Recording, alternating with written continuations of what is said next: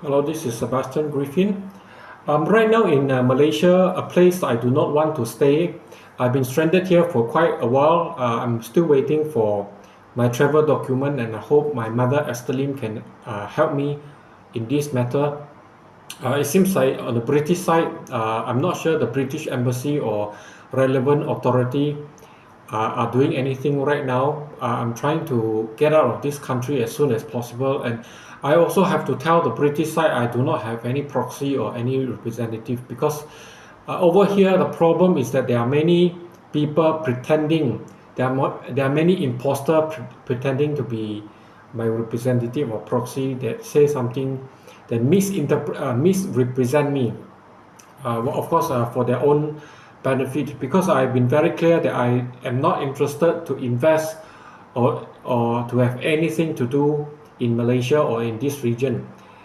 Now, I'm not sure how much money, to be exact, that I have in Malaysia in terms of asset and properties, but I have no interest to have any businesses in Malaysia. It could be hundreds, million, billions, or whatever, whichever money. I'm not interested to live in Malaysia, and I'm not interested to have anything to do in Malaysia. It has nothing to do with politics. I know the politics in Malaysia are getting more and more challenging.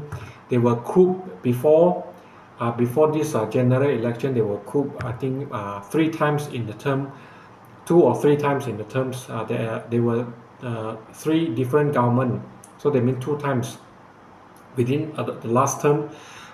There are also some challenge uh, politically in Malaysia right now. I'm not interested to interfere. It is none of my business, and it is there is no I have no obligations toward Malaysia, especially when it comes to politics. I'm not a politician.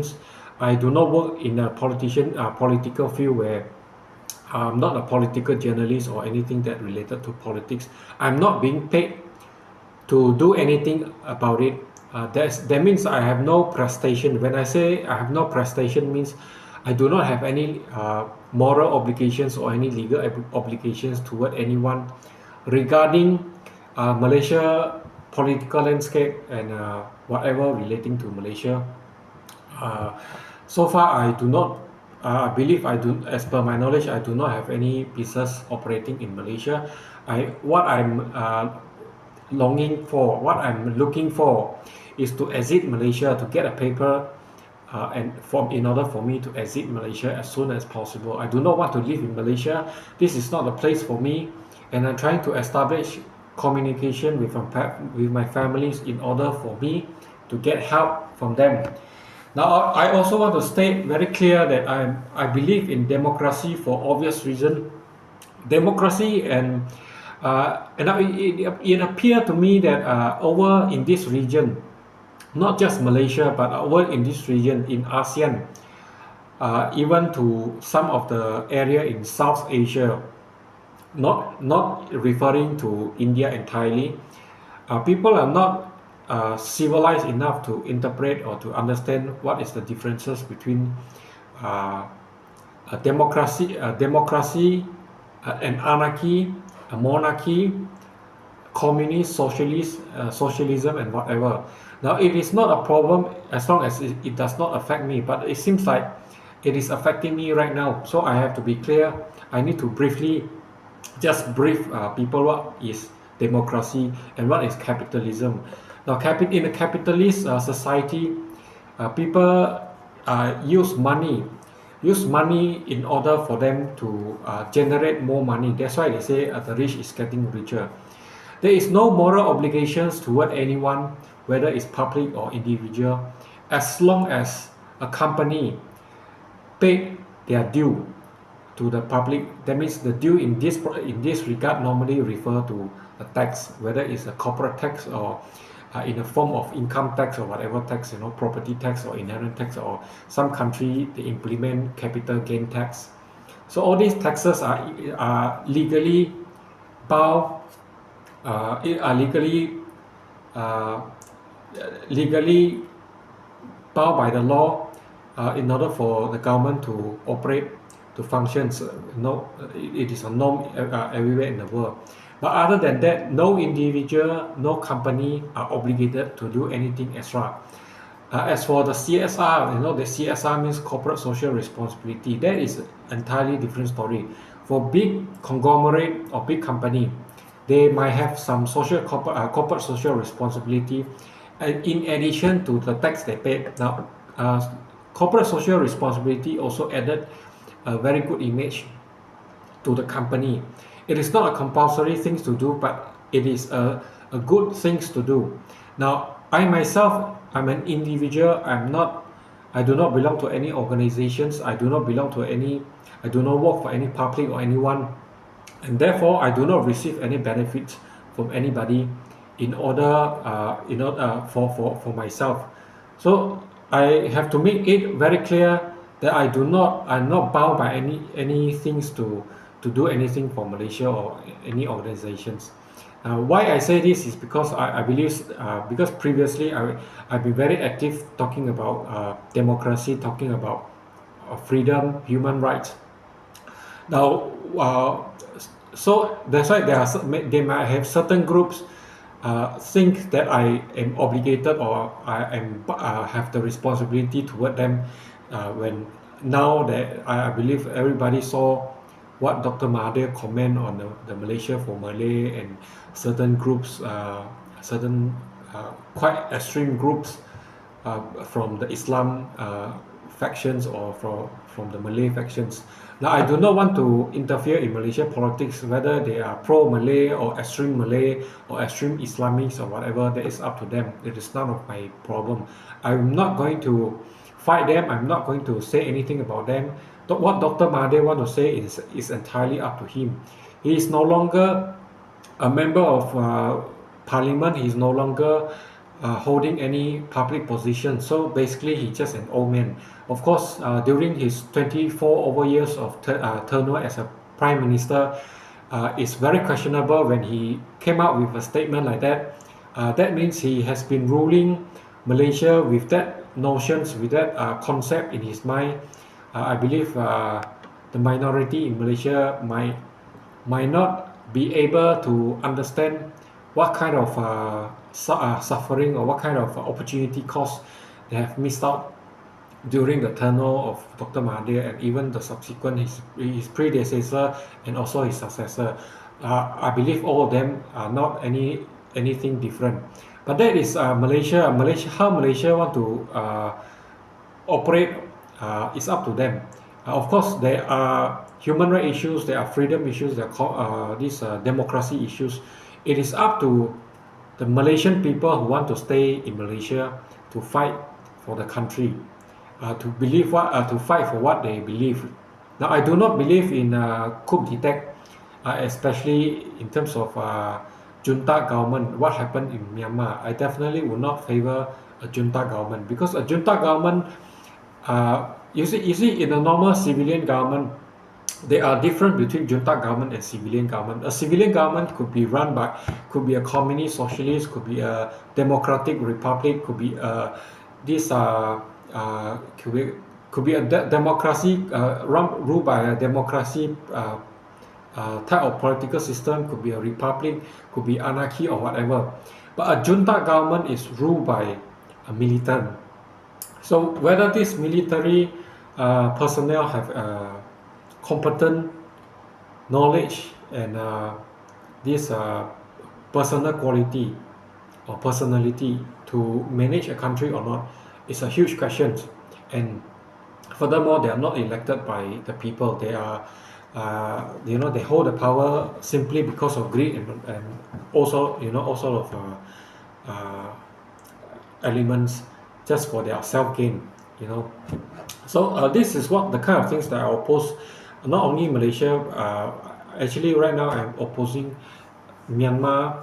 Myanmar is literally running by a junta government, ruled by a junta. It's actually a junta state government, which I do not favor, because how they run a country, it might appear to a normal person that it is still a country, is running okay, but if you would dig a bit deeper, then you know what happened.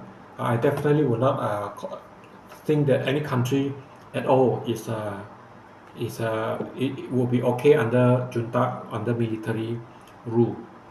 Now the same for Thailand.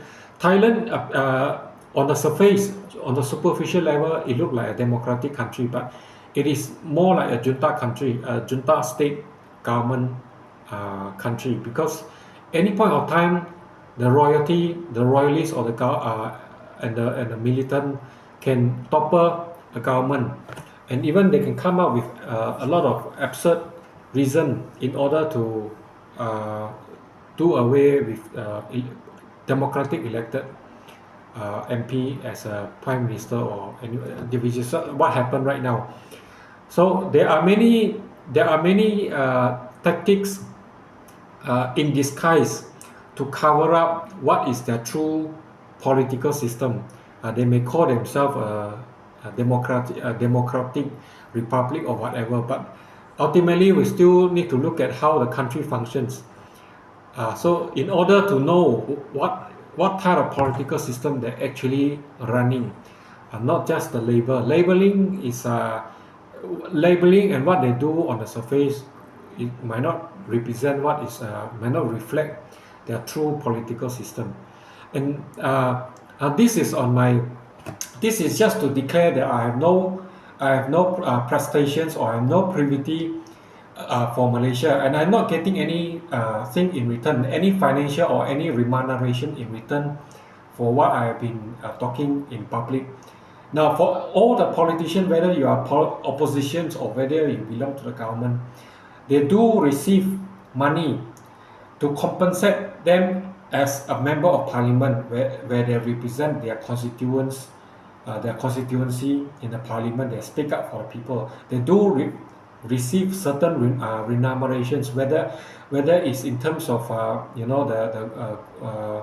direct salary, and then they got what transportation fees or whatever perk. There's a lot of perks, especially those executive, of course, like minister, all this, they have special perks. They got driver, they got car, and all public. It's fully funded by the public, and they also have a set of power, a set of different power that afforded to them. Now, I'm nobody, and not even a political journalist. Now, a political journalist could be a private entity paid by newspaper or whatever press, whether it's a press media, online media, or a more traditional uh, media like newspaper, TV, or radio. I'm not any of which.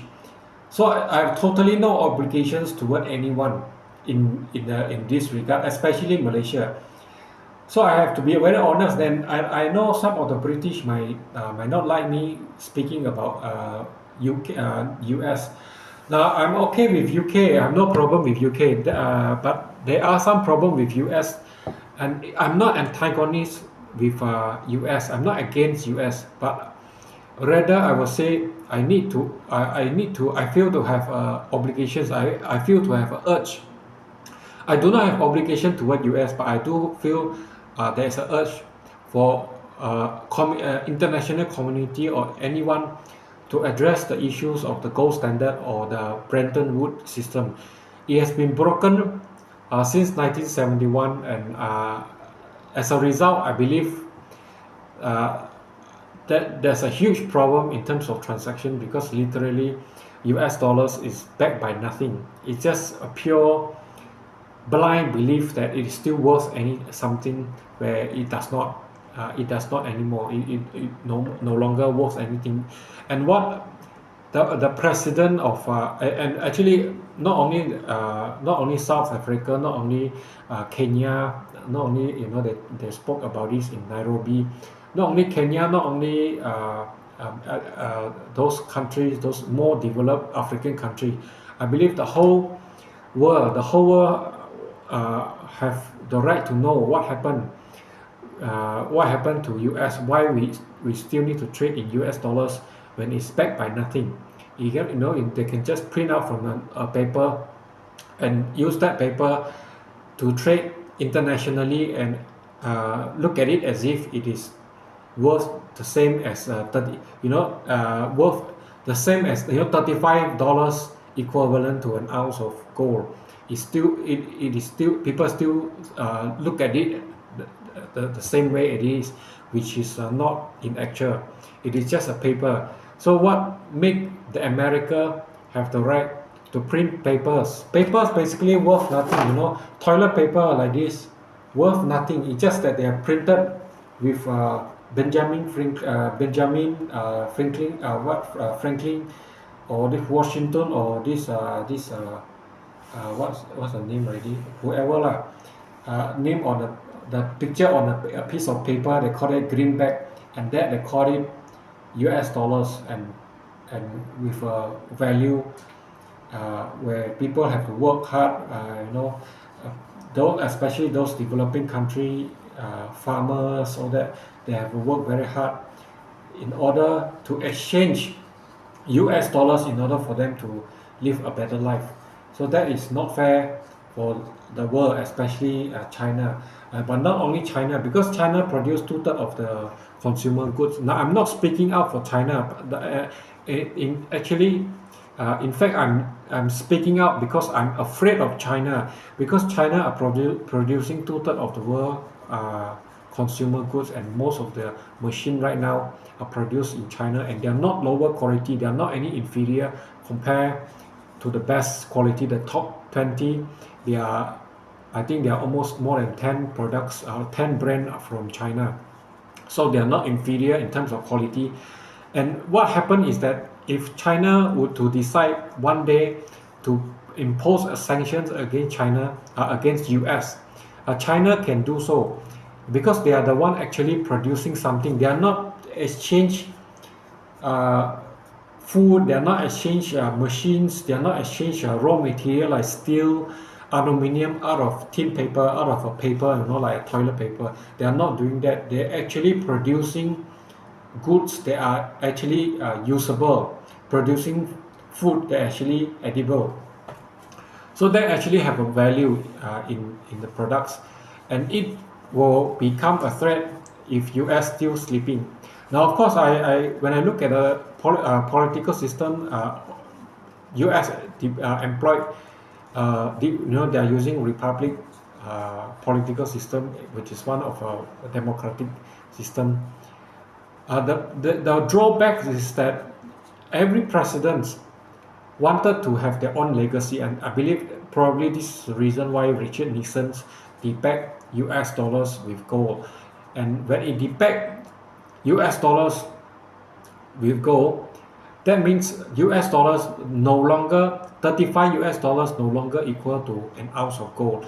We do not know how much $35 equal to. It could be equivalent to a few pieces of toilet paper, the actual cost of productions of a few pieces of paper. So it is not fair for the world to trade using US dollars. And I'm not also favoring China renminbi to be international trade currency for obvious reason. Any country, it does not matter whether it's China, whether it's UK, Canada, Australia, or whichever country, even Switzerland. I think Switzerland is the one that is more neutral when it comes to political system. But even Switzerland, I also do not believe any country have the right to print their currency and use that as a basis. It must be packed with something, some commodity. It might not be gold. It could be, in the past, people using chocolate because it is a delicacy. It is considered as a medicine. So it is actually what the commodity value that make it as a universal currency. Like gold, previously, why people use gold? Because gold hardly corrode, and it can remain in the same conditions relatively well compared to other metal or other materials. Wood, they will deteriorate, will decay, and metal will easily oxidize and become rusted. And then there are other material easily corroded and all that. But silver and gold, especially gold, they are more resilient against all these elements. That's why people use gold. And I find it also very interesting that a human actually like to decorate themselves with gold and consider gold as a precious metal. Other than gold, then there's a silver, copper, and all that.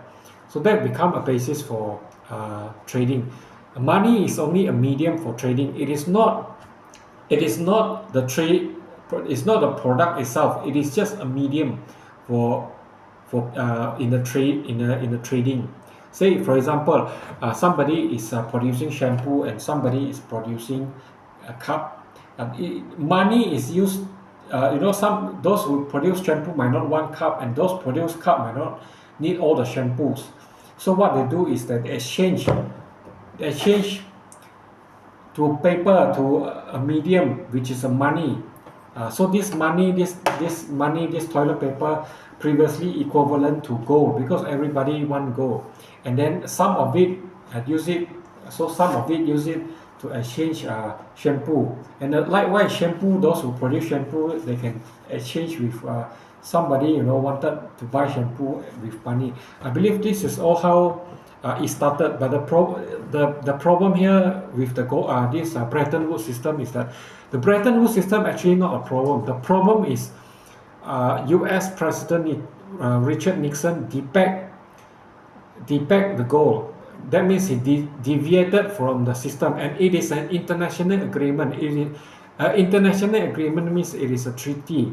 A treaty need to abide the international law of treaty, which I believe the U.S. cannot unilaterally deback U.S. dollars to go. It need all the parties that enter into the contract, enter into the agreement, to sit down and reconvene in order to change this agreement if they so decided to change it.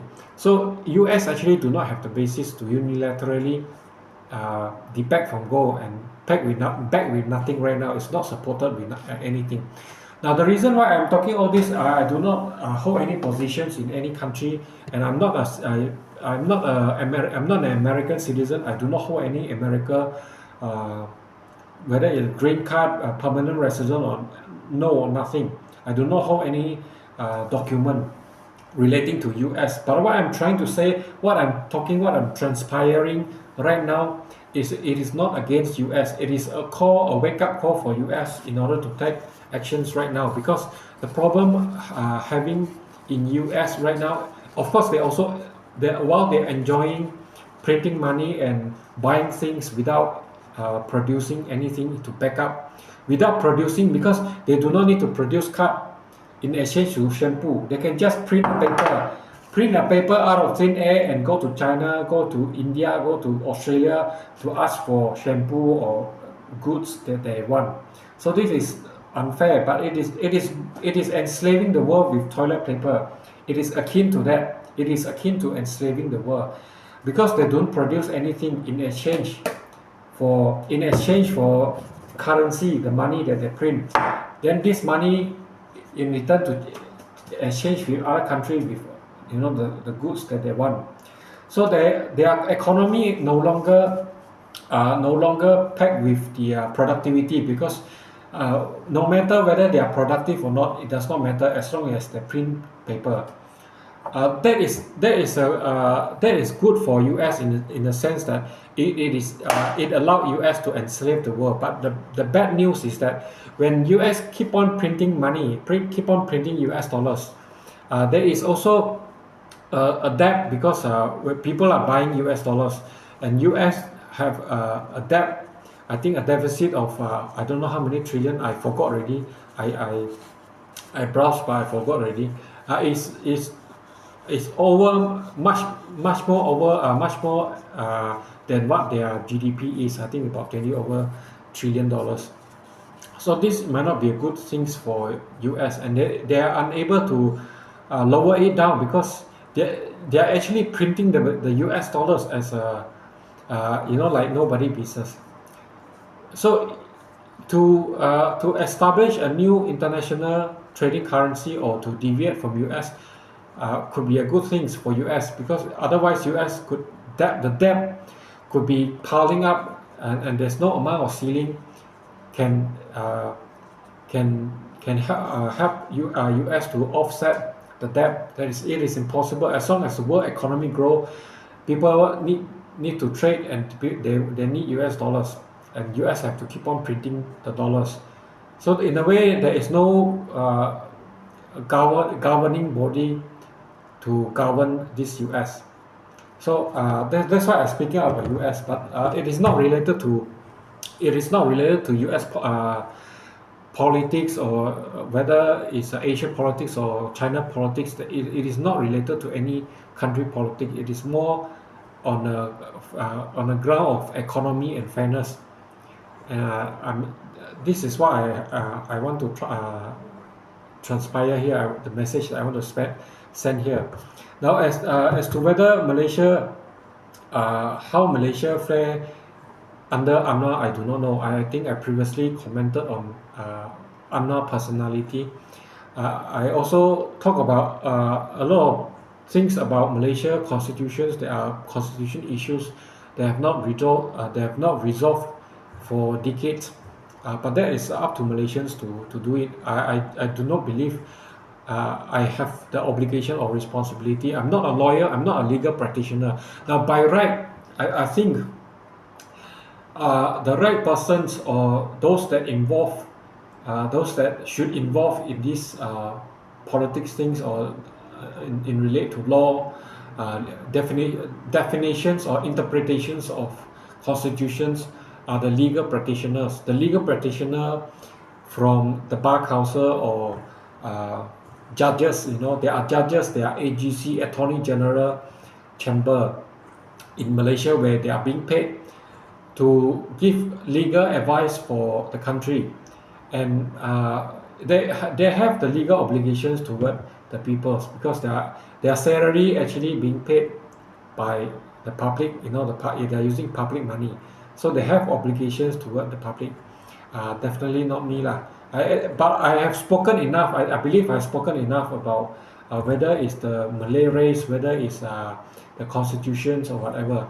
But I'm not a legal practitioner, so whatever I say, whether now or previously, it is best to refer to a real professional, a real legal professional, lawyer, or judges, or IGC, or whichever that know the law, being trained for the purpose. So that is what I want to say about this. And I also have to say, it is in a democracy, there is a freedom of expression. Now, what is a freedom of expression? People are given freedom to express freely what they think in their head, as long as they do not cause harm to others. As long as not only they do not cause harm, but also they protest in a peaceful manner. Now, say for example, right now there are people burning Quran, there are people burning Torah and Bible. As long as the burning is done without affecting public infrastructure or public life or property, and it is being done legally, then it is okay. It is part of democracy how they want to express themselves. They might have some reasons. Now, the reasons might not be approved by everybody. Say, for example, those that burn the Quran might have the reason, say, because Quran contain a lot of violent verses that actually prescribe for the Muslim to kill or to persecute the non-Muslim, the non-believer. So, and it could be the reason why there are community trying to express themselves by burning the Quran. So that is up to them. It might not appear to be pleasant for the Muslim, because they are burning the Quran. So that's how democracy works. What I say and what other people say might not please everybody, might not make everybody happy. It could even make somebody unhappy. But it is democracy that guarantees the safety and the freedom of people to express themselves. So those who burn the Quran because of certain reason, I do not know what are the reason. They could do it because they could have done it because for some reason, and they could done it that appear to be very offensive to the Muslim. But it is okay, because this is just what democracy is. Nothing is perfect. Democracy recognize that nobody is perfect. That's why there is a voting system. Now, voting system means somebody will vote certain person, somebody will not vote for somebody, and it will remain neutral. Somebody will vote against particular political party or person. So that is fine. That is what democracy, the core principle of democracy, that recognize the imperfections, and that is why there's oppositions, because whatever the government, now the government are actually the executive body in a democratic system. What a democracy system believe is that there is an executive, but there is also a legislature where there is oppositions to oppose some of the things that executive in the executive branch or the government do.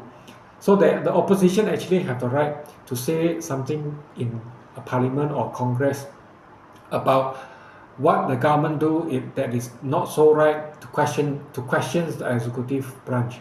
So that is what democracy is all about. Democracy and republic all about. And I believe the problem in Malaysia is that people are not civilized enough. Now, what I can say from my view is that people in Malaysia are not civilized enough to accept criticism, to accept oppositions. Now, Malaysian people are not they simply cannot accept, even for example, even if I stay in a hotel and there's somehow there are some problem in the hotel, they will not accept the complaint. Any complaint, any negative feedback will be treated as enemy, attack or enemy. It is not how democratic function. Democracy means they recognize imperfection, and it is okay for people to criticize, so that we recognize that there might have some blind spot. There might have some blind spot in every operation, whether a community, a company, or a country. They might have blind spot during the operation or during driving. So it is okay for people to point out, as long as that criticism is constructive, is valid. Now, say for example, right now I'm staying in the Sun Inn Hotel. They given me a Wi-Fi password, but until now I cannot access into the internet, because even I connected to the Wi-Fi, they prompt me, say that it's already connected, but there's no access to internet. So I might put a review in my booking that this hotel Wi-Fi is not functioning. As a result, I can't use internet. So it could be a negative feedback, but it could be also a point to motivate the hotel to change. And it is a problem in the hotel that the hotel need to recognize this problem, and they need to have corrective actions. What are the corrective actions they need to taken, and what are the preventive actions, so that it will prevent the Wi-Fi from malfunction again. So they need to have corrective actions and preventive actions. So that is good actually. Not all feedback, not all negative, not all critics are bad.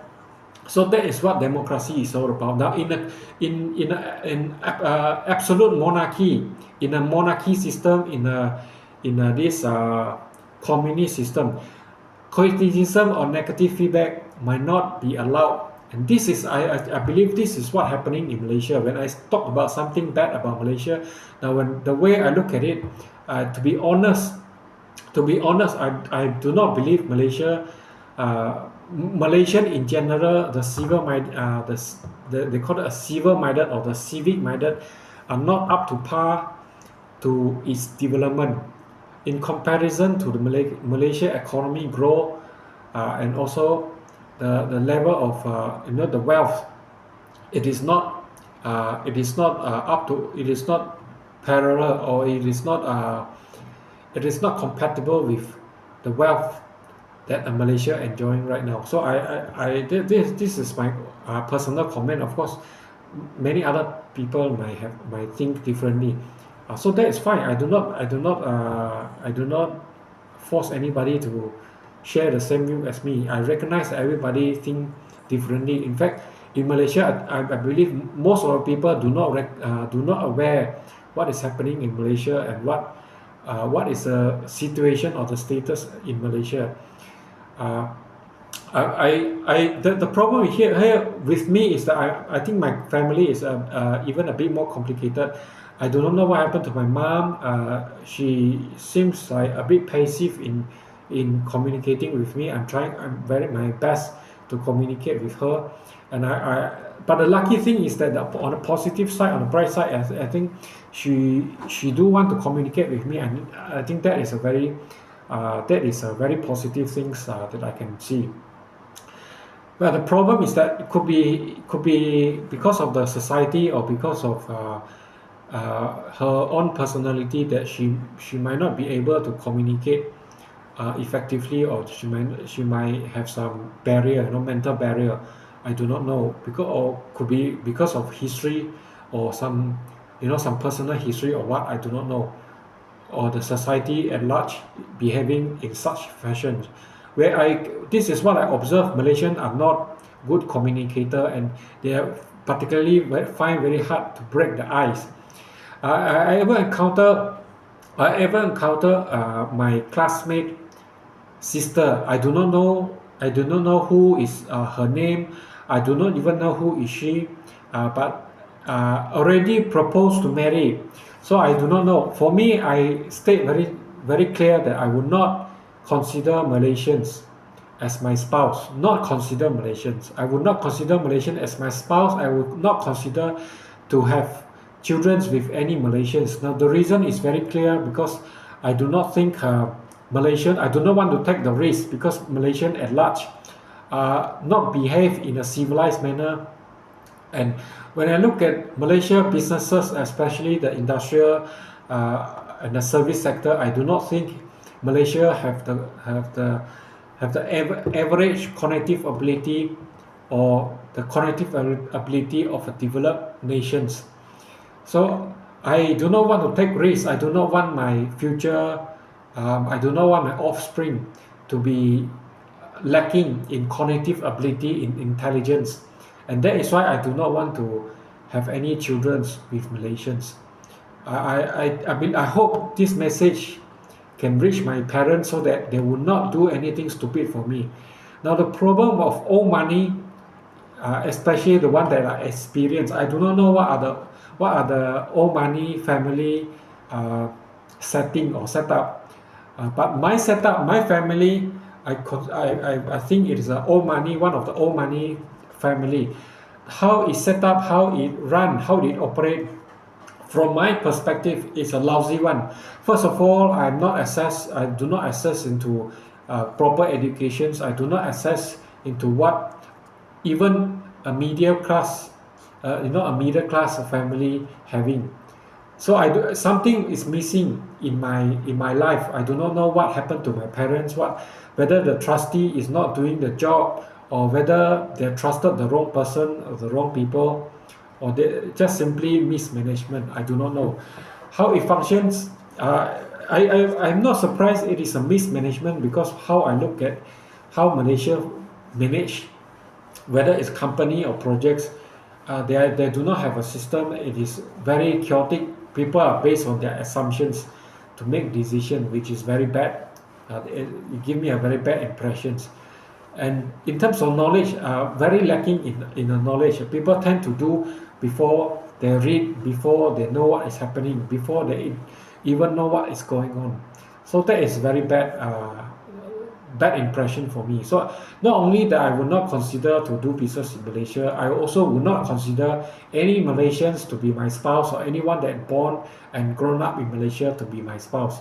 It is not that 100% of Malaysians are crazy, uncivilized, or what. It is not. But I do not want to take the risk. The risk could be huge, so I do not want to take the risk. So that's all about. That is the only reason, and it is up to individual. I'm not imposing any law or any thing on other people. How other people want to accept, how find their spouse, or find their girlfriend, or potential spouse, is up to them. It's entirely up to their individual. It's a just individual preference, and it is also what enshrined in the United Nations Universal Human Rights Declarations. A marriage has to be consent from both party voluntarily. So both party have to consent uh, out of their own volitions. That means out of the voluntarily from themselves, are not being forced by anybody. And I also hope my parents do not force me to accept anyone, whether it's from Malaysia or elsewhere, to be my spouse, because I would not accept anyone that I do not know. If you want to be my spouse, you want to be my girlfriend, you have to meet me, introduce yourself. I know you, who are you first, and then have a few dating together. After that, if we find compatible, then have to live together for at least 6 months or so to have a better understanding of each other before getting into a serious business, which is marriage, and to have children or with my spouse. Now that could have some incidents where my parents took my sperm to fertilize with um, girls, or women, ladies, or whatever, that business partner that they are established, but whichever business partner they are having, I do not know, but it is definitely a violation of law. It is definitely violating my human right, because I would not consider to donate my sperm to anybody. I do believe, I am poor, no matter how poor I am, I would not sell my sperm. I would not fertilize any woman from this region. And of course, even if I voluntarily help other countries in fighting for democracy, for example, Myanmar or whatever, which I no longer do anything right now, but I also have to tell, I also want to uh, how to say, declare here that I'm not doing it because I found some Myanmar girl, or I fall in love with any Thai girl or whatever. No, I will not. In reality, I will not accept any Myanmar. I will not accept any Burmese girl. I will not accept any girls from this region, from ASEAN. From ASEAN, I will definitely not accept any girls. I help. Actually, just talk about it. It's because I hope, uh, countries like Myanmar, Thailand, they have real democracy and not just on a superficial level. And I also hope the most important is the country have, the people have better life, live a more dignity, have their own dignity and freedom in their daily life, not subject to any terms that is not favor to them. So that is what, and I'm not in Burma. I do not hold any Myanmar citizenship or whatever. So to be honest, I'm also not crazy about it. If I can afford, then I will do it. Otherwise, I will not do it. As of now, I already stopped talking about Myanmar. I've done nothing. I've done nothing for Myanmar. About Thailand, there is a huge question even to the royalty, whether the king, the royalty is genuinely a royal or not. What are the elements or characteristic that define royalty, whether it's present in the Thai royalty or not, I do not know. But actually, not I do not know, but I do not think I want to elaborate here at this moment. And what I'm looking for right now is actually to go to UK and do my own things, my private business enterprise, and I do not want to interfere with politics, especially international politics so much, whether it's Malaysia, Myanmar, Thailand, or whichever country. But I will do some. I will, of course, once I now for UK, of course, I will concentrate my business there, business in UK and the surrounding country, which is Europe, and of course, every businesses, their main objective is to make profit, which is money. Now, I would not discount that I would invest in developing country to maximize the capital gain. So I will not I will not refrain myself from doing business with China or any other country, as long as it is profitable. And I want to declare here that I have no problem with China. There are many issues going on in China. There are a lot of people approach me talking about China, uh, good and bad. Some people are talking a lot of bad things about China, which I do not care, because it really is not my problem. It is their internal politics. I do not interfere with China internal politics. To me, China is uh, well, they have a very high degree of homogeneity in terms of populations. I think 91% of them are Han Chinese, and they also have a lot of diverse ethnicity. I think over 52 ethnic, 52 races from all sort of background, especially in the south and the west side of China. So it's a very unique country. It is a country predominantly having, Han's or Chinese culture, which is I share the same culture as most Chinese people. Now, I'm not from China. I do not hold any China citizenship, or I do not hold any China PR or whatever. So I'm neutral in terms of China, but when I look at China, I think China is doing very well, whether internally or internationally. China are doing very well, not only for their own country in terms of removing poverty. They are also helping poor country like Cambodia, Africa. There are so many African countries. They went there, they built railway, they built school and all that. Of course, there are people talking about this. What are the repercussions? There could be some soft power. They want the soft power and all that, but that is accusations without any. As of now, there's still not I do not see any negative effect. I still do not see any negative effect from the Belt and Road Initiative. To me, I look at the Belt and Road Initiative as a very constructive initiative to the world. Still do not see what are the problems right now. Probably they could have some problem, but I do not see it right now. I do not discount they could have some reason behind, but it could be me. It could be my problem. I'm unable to see what is the reason behind. But on the surface, that as I know, it is not a bad project. It is a good, come with a very good effect to China and to the rest of the world. And I'm not a China's uh, embassy or whatever. I don't speak for China. In fact, my Chinese language is not as good as even primary school students. I think those who graduated primary school have a better Chinese than me. Because I speak English most of the time, and I went to St. John's institutions for my high school. After high school, I went to study in, all the way. The medium is in English, so my Chinese are uh, not so good, especially come to writing. I can't really write Chinese right now, so it's a drawback for me to do business in China. But it is inevitable to do business in China, because there's no way to avoid China. I think most of the things right now, whether it's consumer goods, machines, or even raw materials, we need China to do the job.